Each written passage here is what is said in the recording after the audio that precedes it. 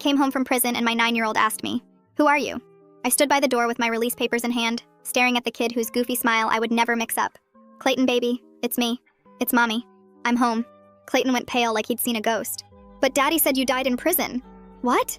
That's crazy, I'm right here." He backed away into the house, his tears now streaming.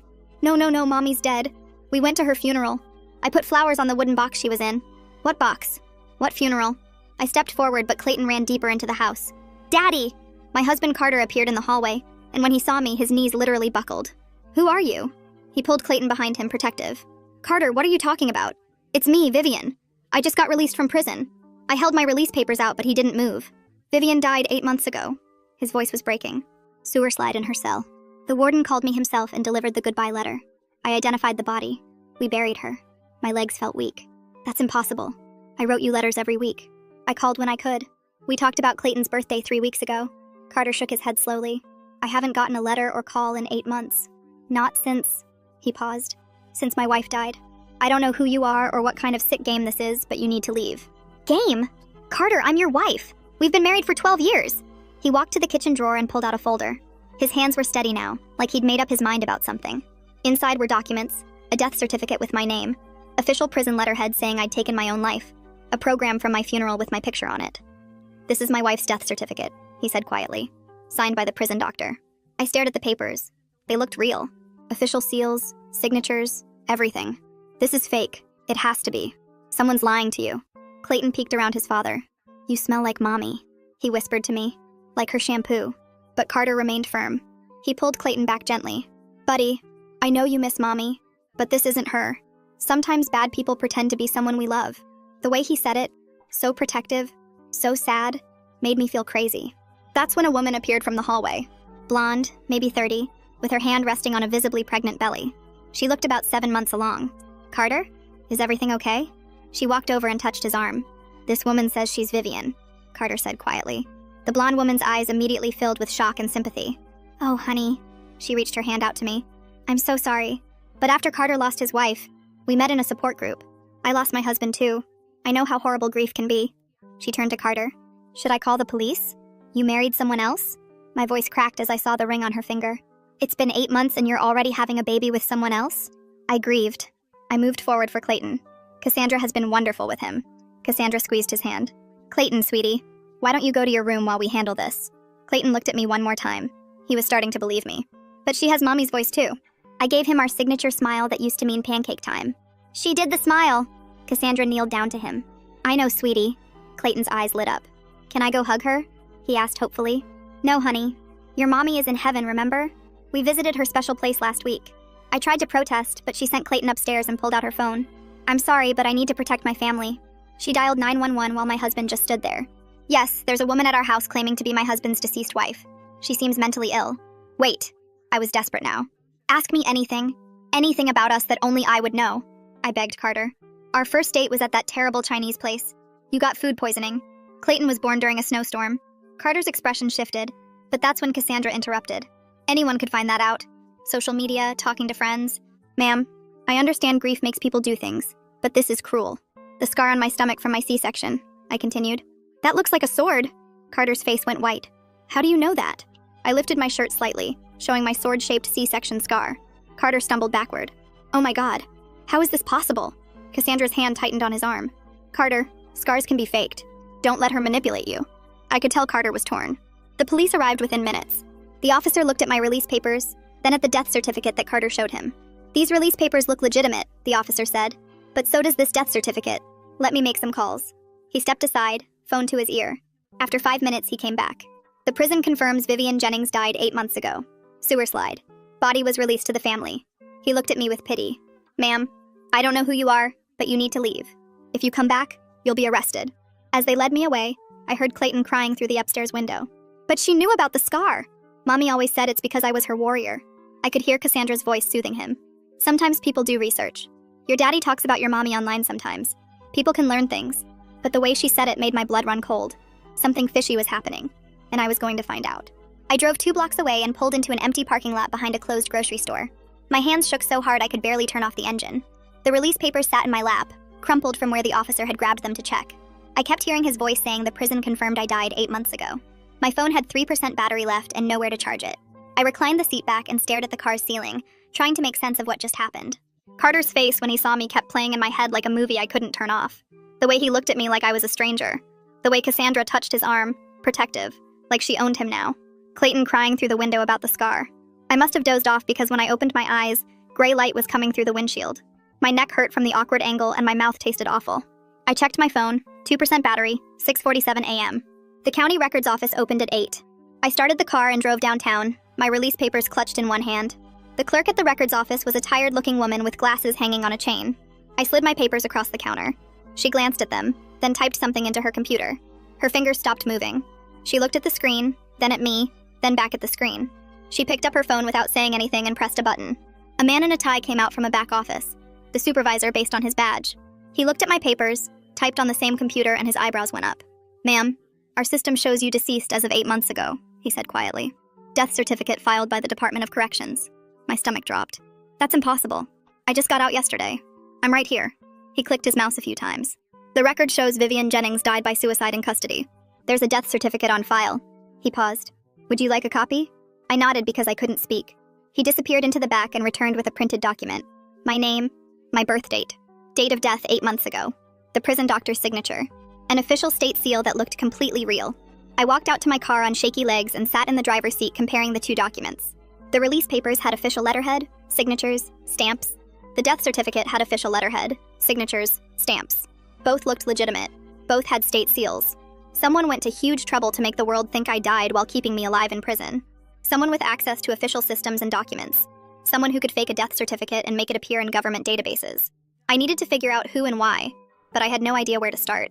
I remembered the prison counselor mentioning something about a re-entry resource center downtown that helped people coming out. I had almost no money, maybe $40 in my release funds, and nowhere to stay. I typed the address into my phone before the battery died completely and drove there. The re-entry center was in an old brick building with a faded sign. Inside, a woman at the front desk looked up when I walked in. I started explaining my situation and watched her expression change from polite interest to shock to alarm. She picked up her phone mid-sentence and called someone. "I need to connect you with legal aid right now," she said. "This is way beyond normal re-entry stuff. You need a lawyer who understands criminal justice and civil identity problems." While she made calls, she pointed me toward a computer in the corner. I logged into my old email account using the password I remembered. The account opened, but everything looked wrong.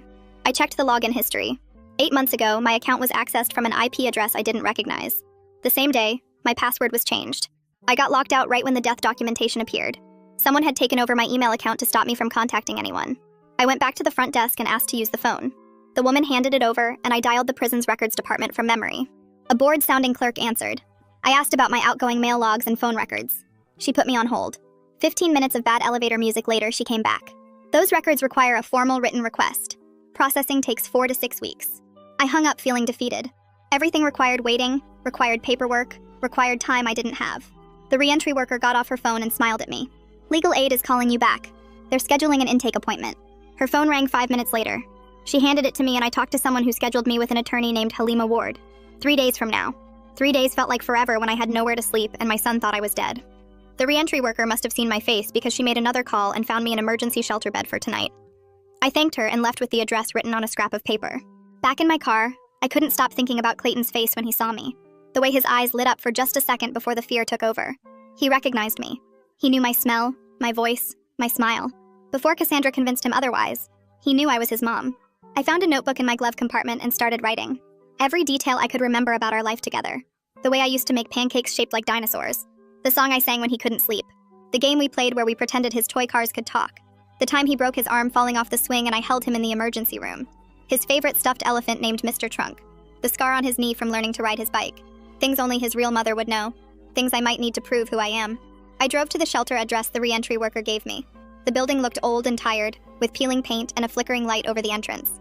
Inside, a woman at the front desk checked my name against a list and handed me a key to a locker and a thin blanket. The sleeping area had rows of cots packed close together, and I found an empty one near the back wall. I stashed my car keys and the notebook in the locker, then sat on the cot with my release paperwork spread out on my lap. My property inventory sheet listed everything I supposedly had in my cell when I got released. My toothbrush, 3 books, a photo of Clayton from 5 years ago, 2 pairs of socks, underwear, the prison-issued clothes I wore out. But I remembered writing at least 6 letters to Carter in the weeks before my supposed death 8 months ago. Letters about Clayton's upcoming birthday, about how I was counting down the days until release, about how much I missed them both. None of those letters showed up on the outgoing mail log attached to my property sheet. The log stopped 8 months ago with a letter to my sister. Then nothing.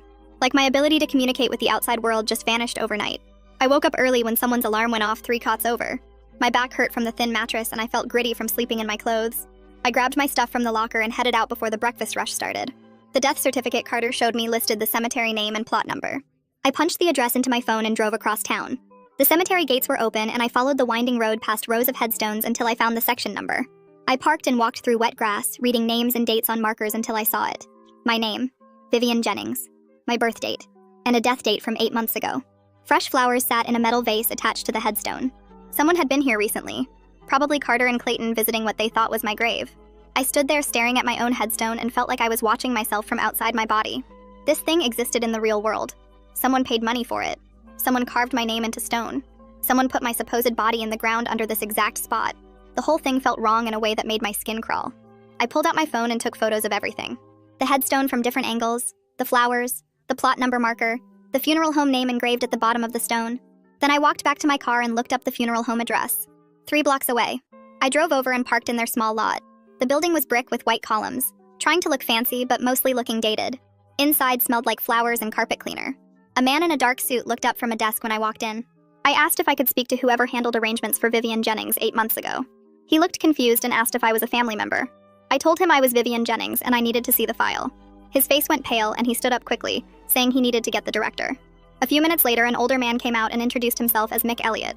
He asked what this was about and I could tell he thought I was some kind of scam artist or crazy person. I pulled out my release papers and held up my wrist so he could see the prison ID bracelet they forgot to cut off when I left. His expression changed from defensive to shocked. He asked me to wait and disappeared into a back office. When he came back, he was carrying a thick folder. He sat down at a table in a small conference room and opened it carefully. The death certificate was on top, signed by someone named Dr. Jas Finley from the prison medical unit. Under that was a transport authorization form with official Department of Corrections letterhead, instructing the funeral home to receive the deceased and prepare for immediate burial. Mick's hands shook slightly as he flipped through the pages. Mick started explaining what happened 8 months ago in a quiet voice. The body arrived in a sealed transport bag with a tag attached that had my name and prisoner number. The paperwork said closed casket only, no viewing, because of the nature of the death. He said this was unusual but not unheard of with prison deaths, especially when they involved violence or trauma. Carter came in to make arrangements and sign papers, but he never actually saw the body. The prison insisted the remains stay sealed for health and safety reasons. Mick admitted this bothered him at the time because he usually requires family identification, but the documentation was so official and complete that he went along with the prison's protocol. Carter picked out a casket, approved the headstone design, and paid for everything. The burial happened 3 days later with Carter, Clayton, and a few of Carter's friends attending. Mick showed me photos from the service. My son standing next to that closed casket holding Carter's hand. I asked Mick if I could get copies of everything in the file. He hesitated, looking at the papers and then at my face, and then at my prison ID bracelet. Finally, he said he would make copies because something about this whole situation felt wrong to him even back then. He took the folder to a copy machine in the corner, and I heard it humming and clicking for several minutes. He came back with a stack of papers and slid them across the table. The transport authorization, the death certificate, his intake notes describing how the sealed body arrived, the invoice Carter paid, everything. I thanked him and left before he could change his mind about helping me. Back at the shelter, I found an empty table in the common room and spread out all my documents.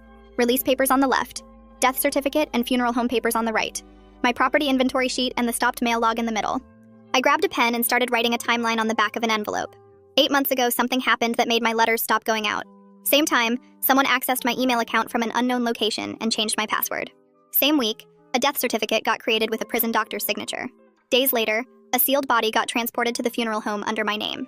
Carter received official notification. A funeral happened. My family buried someone they thought was me. All of this happened while I was alive in my cell, completely unaware that the outside world thought I was dead. A social worker doing rounds through the shelter stopped at my table and asked if I needed help with anything. I explained I just got released and needed to apply for food stamps and emergency cash assistance. She pulled out some forms and helped me fill them out. When we submitted them online, both applications immediately got flagged with error messages. The state database showed me as deceased. The social worker tried calling the benefits office but got transferred 3 times before giving up. She said I would need to get my legal status resolved before any assistance programs would work. Same thing happened when I tried to get a library card to use their computers. The librarian typed my name and social security number into the system, frowned at her screen and said she couldn't issue a card to someone listed as deceased in the state records. Every system I touched treated me like a ghost. I spent my second night at the shelter writing a long letter to Carter on notebook paper. I explained everything I found out so far. The missing letters on my property inventory, the grave with my name on it, The funeral home file showing a sealed body that no one actually identified. The stopped email account and the timeline of when everything happened. I made copies of my release papers and printed the photos of the grave from my phone at a drugstore. I put it all in an envelope with Carter's name on it. I wanted him to see the evidence in writing, when Cassandra wasn't there to intercept or explain it away. Maybe seeing it all laid out would help him understand that something terrible happened to both of us. The next morning, I looked up Carter's workplace address online. He worked at an insurance company downtown in a big office building. I drove there and went to the mailroom in the lobby, addressing the envelope to Carter's full name and company. The clerk took it without asking questions, and I walked out feeling like I accomplished something small but important. Then I drove to the DMV to try getting a new ID since mine expired while I was in prison. I waited in line for 40 minutes before getting to a window. The clerk typed my information into her computer and her face changed.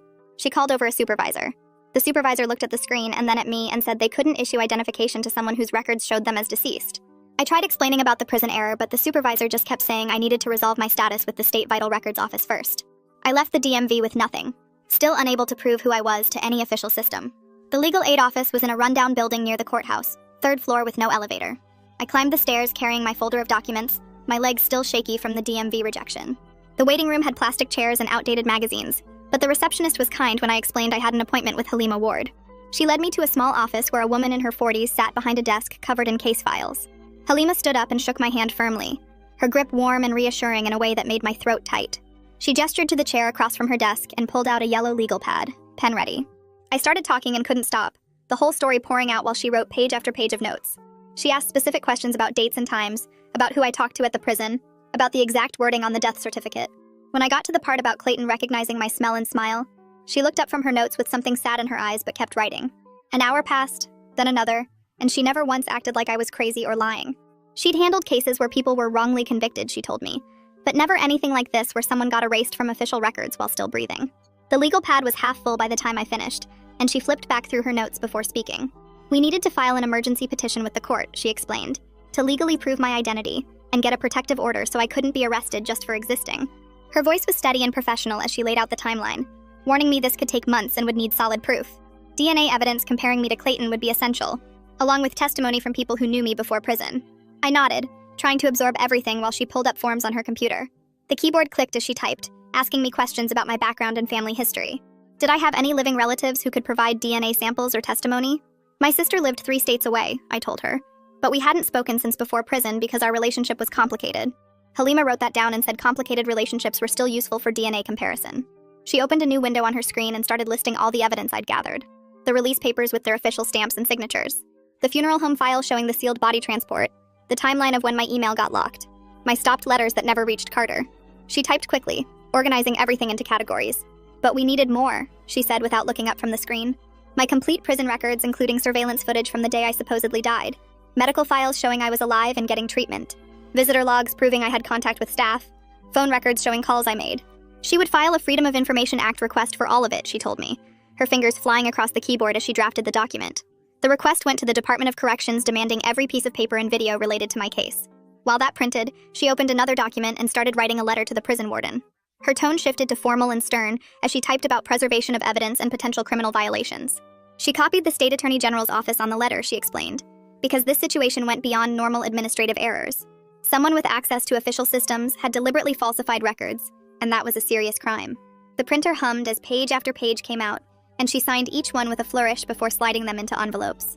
I watched her work with a strange mix of relief and anxiety building in my chest. Someone was finally taking action instead of just telling me I was wrong or confused. She sealed the envelopes and stacked them in her outbox for mailing, then turned back to me with a small smile. This was just the beginning, she warned. But at least now I had representation and a plan. I left her office an hour later with copies of everything she filed, walking down those 3 flights of stairs with my folder thicker than before. For the first time since showing up at Carter's door, I felt like maybe I could prove what happened to me. The panic and confusion that had been choking me for days loosened just a little bit. I had a lawyer who believed me and knew how to fight bureaucratic systems. Outside on the sidewalk, I checked the time on the shelter's loaner phone they'd given me for emergencies. Still afternoon, with hours before I needed to be back for dinner. I started walking toward the bus stop when a woman approached me, maybe 35 with a messenger bag and a professional but friendly smile. She introduced herself as Kirsten Logan and said she was a journalist who covered criminal justice issues. Someone at the reentry center had mentioned my situation, she explained, and she wanted to hear my story. My stomach clenched with worry about making things worse, about Cassandra seeing my name in the news and using it to keep me from Clayton. But Kirsten kept talking, explaining how media attention often forced bureaucratic systems to move faster because nobody wanted to look incompetent in public. She promised to verify every detail before publishing anything and to protect my privacy as much as possible while still exposing what the prison system did. I studied her face, trying to decide if I could trust her. She pulled out a business card with her name and the newspaper's logo, along with links to articles she'd written about wrongful convictions and prison reform. The articles looked legitimate when I glanced at them on her phone, serious investigations that had led to policy changes. I agreed to talk and we found a coffee shop 2 blocks away where she bought me lunch while I told her everything again. She recorded our conversation on her phone after asking permission and took notes in a spiral notebook covered in coffee stains. 2 hours passed while I laid out the timeline, showed her my documents, explained about the funeral home and the sealed body. Her eyes widened when I showed her mixed file about the transport protocol, and she took photos of every page with her phone's camera. This was highly unusual, she said. Almost unheard of for a body to arrive sealed with no viewing. It suggested someone with institutional authority had orchestrated the whole cover-up. Someone who could manipulate official paperwork and transport procedures. She photographed my release papers, the death certificate copy, the grave photos, everything. When we finished, she packed up her notes and promised to start making calls to the Department of Corrections. She would request official comment on my case and see how they responded, she told me. Their reaction would tell her a lot about whether this was a simple mistake or something more deliberate. I rode the bus back to the shelter feeling exposed and nervous about what would happen when her article came out. The next afternoon, Kirsten texted me that she'd heard back from the DOC Public Information Office. Their response was brief and bureaucratic, she said, claiming they were looking into the matter but couldn't discuss individual inmate records. That was government speak for internal panic, she explained, because organizations only used that kind of language when they were scrambling to figure out what went wrong. 3 days after I mailed my letter to Carter's workplace, an unknown number called the shelter's loaner phone. I almost didn't answer because I figured it was spam, but something made me pick up. Carter's voice came through shaking and uncertain, asking if we could meet somewhere public to talk. He'd gotten my letter at work, he said, and hadn't been able to think about anything else since reading it. My hands trembled as I agreed to meet him at the same coffee shop where I'd talked to Kirsten. He'd seen all the evidence laid out in writing, away from Cassandra's protective interference, and something had shifted in how he was processing everything. I hung up and sat on my shelter bunk staring at the phone, wondering if this meant he was starting to believe me, or if he just wanted more answers before deciding I was crazy. The coffee shop was nearly empty when I arrived the next afternoon, just a few people with laptops scattered around. Carter was already sitting at a corner table and I could see from across the room that he looked terrible. Dark circles under his eyes, wrinkled shirt, hair sticking up like he'd been running his hands through it all night. The manila folder sat on the table in front of him, thick with papers. I slid into the chair across from him and watched as he opened the folder with shaking hands. He spread the documents across the table between us like he was laying out evidence at a crime scene. Death certificate, funeral program, official prison letters, all of it arranged in neat rows. His voice came out rough when he finally spoke, asking me how any of this could be real if I was sitting right here in front of him. I pulled out my own papers, the release documents with their official stamps and signatures. I walked him through everything I knew, pointing to dates on my paperwork, showing him the timeline of when my letters and calls should have reached him. He stared at the papers for a long time before admitting something that made my chest tight. He said it had seemed strange when my letters and calls suddenly stopped coming, but the prison counselor told him I was withdrawing emotionally before the suicide. That's what they told him, that I was pulling away from everyone, getting ready to do it. The counselor made it sound normal, like a pattern they'd seen before. Carter's hands were still shaking as he reached for his phone. He scrolled through his messages and turned the screen toward me. There was a text supposedly from me, dated exactly 8 months ago. The message said I couldn't handle prison anymore, that he should move on with his life and forget about me. I stared at those words and felt sick because I never wrote that. I never sent any text like that. I told him I didn't even know how someone could have accessed my phone account to text him, but clearly someone did. Someone wanted him to think I was giving up. He believed it too, believed I was saying goodbye. I asked him about the letter, the goodbye letter the warden supposedly delivered to him personally. Carter's face went pale and he reached for his wallet. He'd been carrying it with him for 8 months, he said, keeping it folded in the leather. The paper was worn soft from being handled, creased where it had been folded and unfolded probably hundreds of times. I took it from him carefully and started reading. The handwriting did look like mine, similar enough that I could see why Carter believed it. But the words were all wrong. The phrasing was stiff and formal, nothing like how I actually write or talk. It said things about accepting my fate and finding peace, phrases I would never use. It talked about Clayton in this distant way that made me want to scream because I never wrote like that about my son. Carter was watching my face as I read, really studying me. I could see something shifting in his eyes, like he was finally letting himself consider that maybe I was telling the truth. He asked me what I needed from him, his voice barely above a whisper. I told him straight out because there was no point dancing around it. I needed DNA testing to prove I was Clayton's biological mother. I needed him to stop treating me like some dangerous stranger who was trying to hurt his family. I needed him to help me figure out what happened and who did this to us. He nodded slowly and said he would agree to the DNA test, but then he added that he needed time to process everything before involving Clayton any further. Cassandra was terrified, he explained, scared that I was going to destroy the family she'd built with him.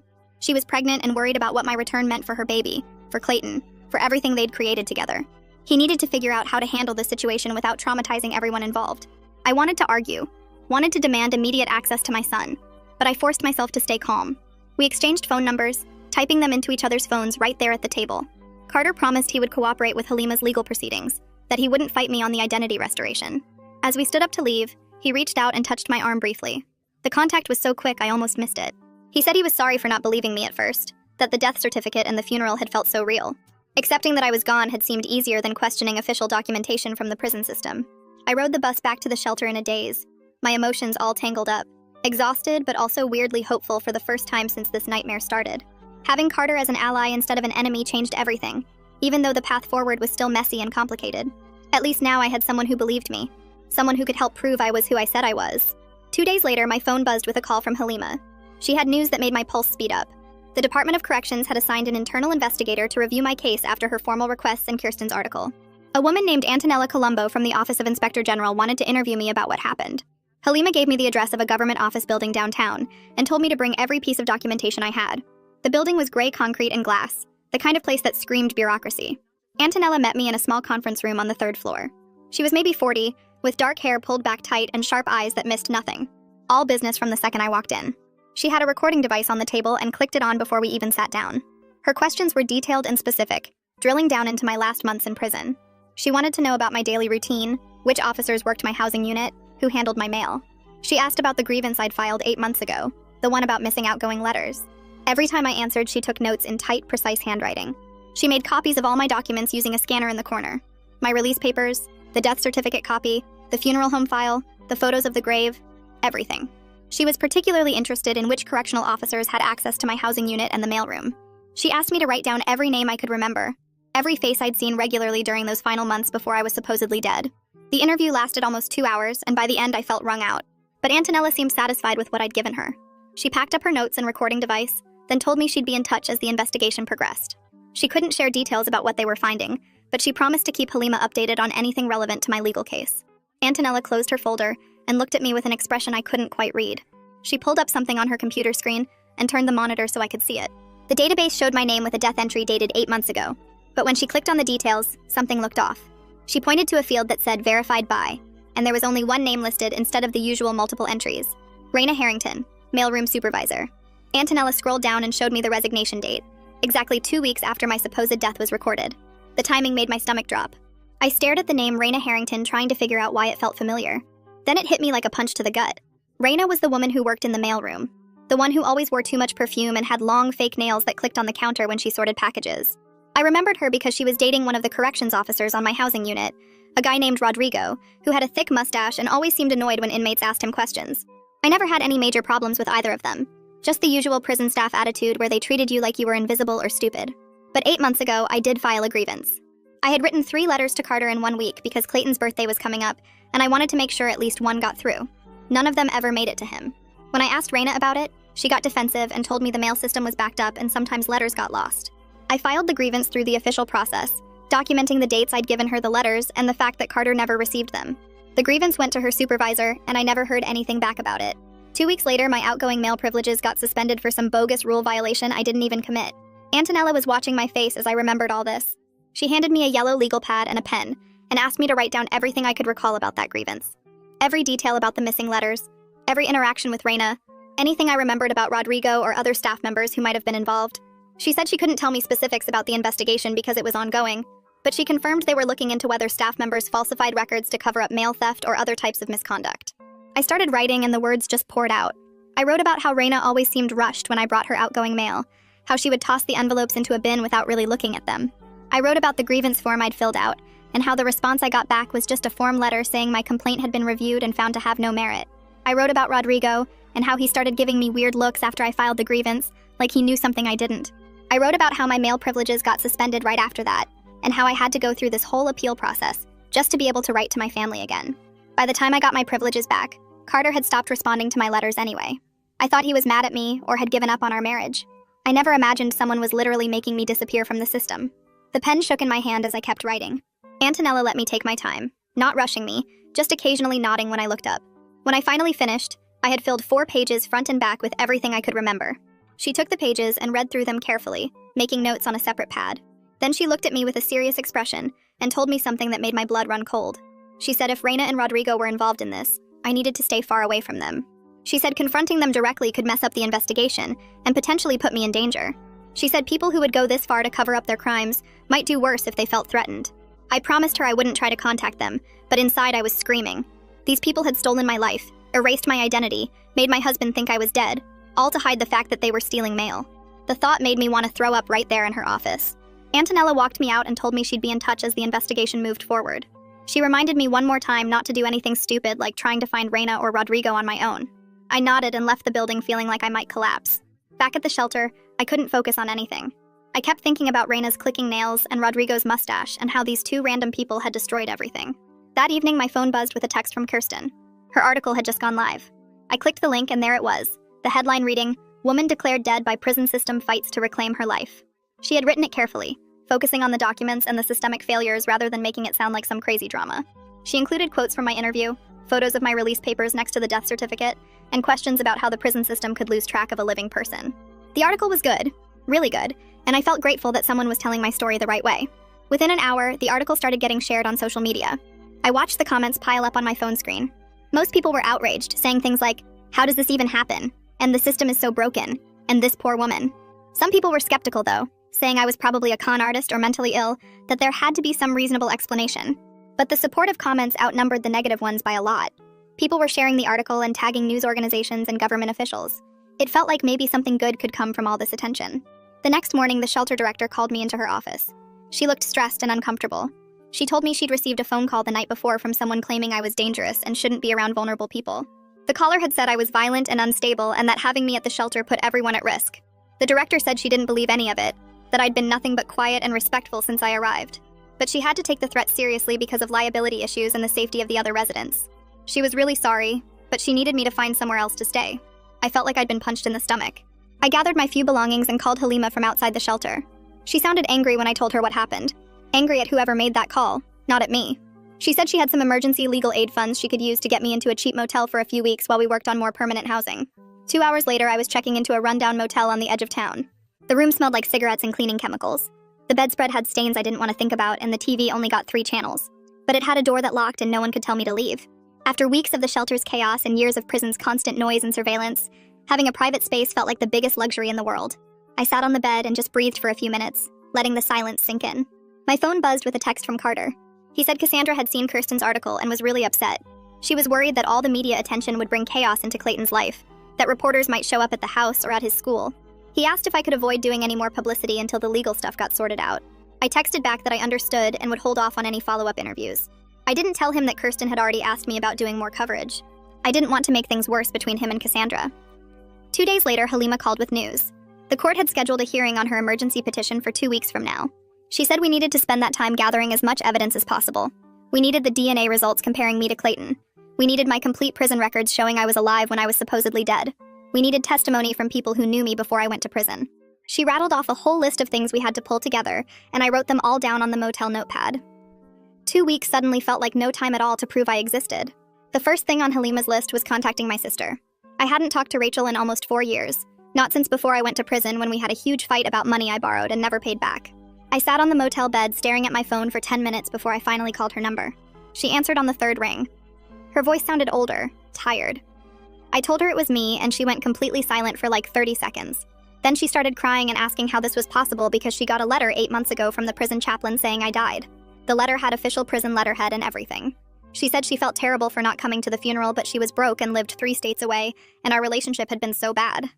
I told her the whole story about the fake death certificate and Carter remarrying and Clayton thinking I was dead. Rachel kept saying she should have known something was wrong, that she should have called the prison to verify, but she just assumed prison officials wouldn't lie about someone dying. I asked if she still had the chaplain's letter, and she said yes. She kept it in a box with old family photos. She promised to scan it and email it to me right away. Then I asked the hard part, if she would give a DNA sample to prove we were sisters and maybe testify in court about our family history. Rachel agreed immediately. She said she wanted to help fix this mess, and she was sorry for not being there when I needed her. We talked for almost an hour, catching up on everything that happened in the years we didn't speak. She told me about her kids getting bigger, and her divorce, and her new job at a grocery store. It felt good to have family on my side again, even family I'd been mad at for years. After we hung up, Rachel's email came through with a scan of the chaplain's letter. It looked just as official as all the other fake documents, with the prison logo and a signature from someone named Chaplain Zion. I forwarded it to Halima right away. 3 days later, Halima called to say she'd arranged everything with a state lab for DNA testing. The appointment was set for the next morning at 9 a.m. Carter agreed to bring Clayton, and Rachel was driving in from out of state to give her sample too. That night, I barely slept, thinking about seeing Clayton again in that clinical setting. The lab was in a medical building downtown, all white walls and fluorescent lights that made everything look cold and harsh. I got there early and sat in the waiting room until Carter arrived with Clayton. My son looked so small walking through those glass doors, holding his dad's hand. He was wearing his favorite blue shirt with dinosaurs on it, the one I bought him for his 7th birthday. When Clayton saw me sitting there, he stopped walking and just stared. I smiled at him but didn't say anything because Halima warned me the court's temporary order meant no contact during the appointment. The lab tech called us back to a room with 3 chairs and a metal table covered in supplies. She explained the process to Clayton in a nice voice, telling him it would just be a quick swab inside his cheek and it wouldn't hurt at all. Clayton kept looking at me while she talked, like he was trying to figure something out. Carter stood behind him with his hands on Clayton's shoulders, protective. The tech did my sample first, rubbing the swab along the inside of my cheek for 30 seconds. Then she did Clayton's sample while he sat very still and brave. I watched my son's face the whole time, memorizing every detail because I didn't know when I'd see him again. His eyes were exactly like mine, dark brown with little gold flecks. He had a small scar on his chin from when he fell off his bike at age 5. I wanted so badly to reach out and touch him, to pull him into my arms and never let go, but I just sat there with my hands folded in my lap. After the tech finished with Clayton, she labeled all the tubes with numbers and barcodes. Carter told Clayton they could leave now, and Clayton asked in a quiet voice if he could say something to me. Carter looked uncomfortable but nodded. Clayton turned to me and said I really did smell like his mommy, and that confused him. Then Carter guided him out of the room before I could respond. I sat there for another 20 minutes waiting for Rachel to arrive. When she finally showed up, we hugged for a long time in the waiting room. She looked different, older and thinner, but her eyes were the same. The tech took Rachel's sample, and then told us the results would take 10 days with the expedited processing Halima requested. 10 days felt like forever when I knew the science would prove what I already knew, that I was Clayton's mother, and I never died in that prison cell. I spent those 10 days in the motel room mostly, watching terrible TV and trying not to go crazy with waiting. On day 6, Antonella called with new information from her investigation. She said the prison's surveillance system showed me alive and walking around my housing unit on the exact date I supposedly died. The cameras captured me in the day room, in the chow hall, in my cell. She also interviewed other women from my unit, and they all confirmed I was there that whole week, very much alive. Multiple people remembered seeing me and talking to me on the day the death certificate said I killed myself. Antonella's voice got more serious when she told me the next part. She found another inmate death that happened 3 days before my supposed death. A woman named Jazz who died of a heart attack or something medical. Jazz had no family, so her body was released to the county for burial in the prison cemetery, where inmates with nobody go. But here's the disturbing part. The timing of Jazz's death and my fake death lined up too perfectly to be a coincidence. Antonella thought someone might have switched our identities in the prison records, declaring me dead and having Jazz's body buried under my name. I felt sick hearing this, thinking about some poor woman buried in a grave with my name on the headstone. Antonella explained her theory about why this happened. If Reina and Rodrigo were stealing mail like I suspected, and if my grievance 8 months ago could have exposed them, they might have seen Jazz's death as an opportunity. By declaring me dead in the system, they could make any complaints I filed disappear as clerical errors. With me officially deceased, Carter would stop asking questions about missing letters. I'd be trapped in this bureaucratic nightmare even after my release date. The whole theory made horrible sense in a way that made me want to throw up.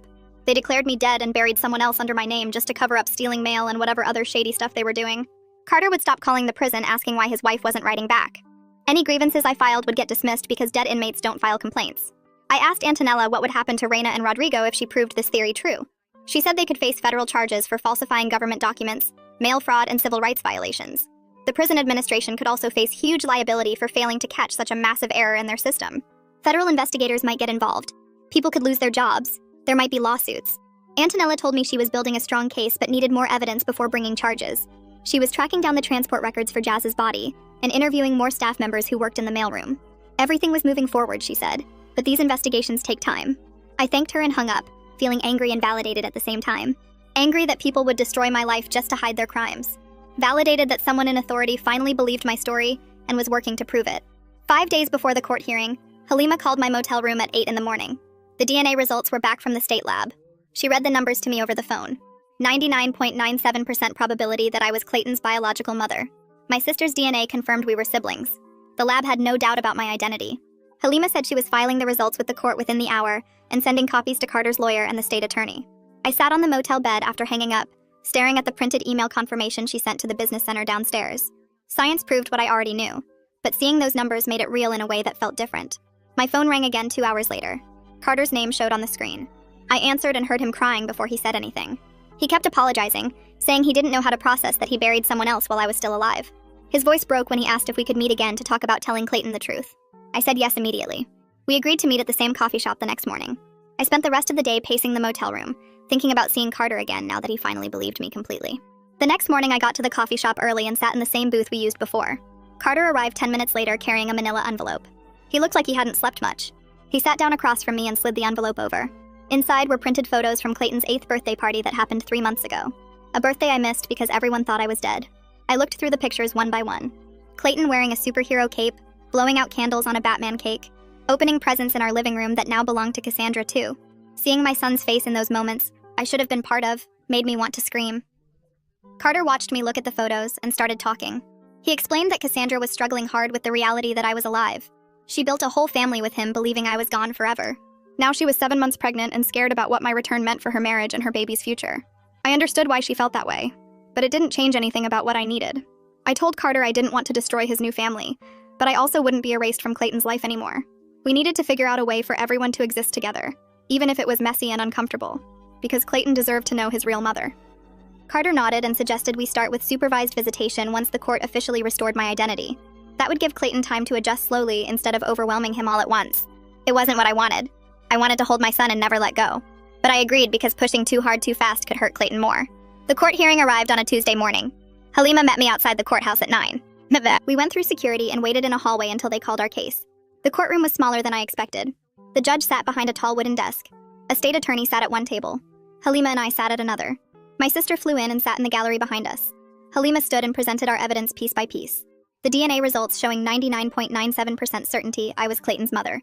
Prison surveillance footage showing me alive and moving around on the date I supposedly died. The funeral home file that Mick provided showing the sealed body transport and irregular identification process.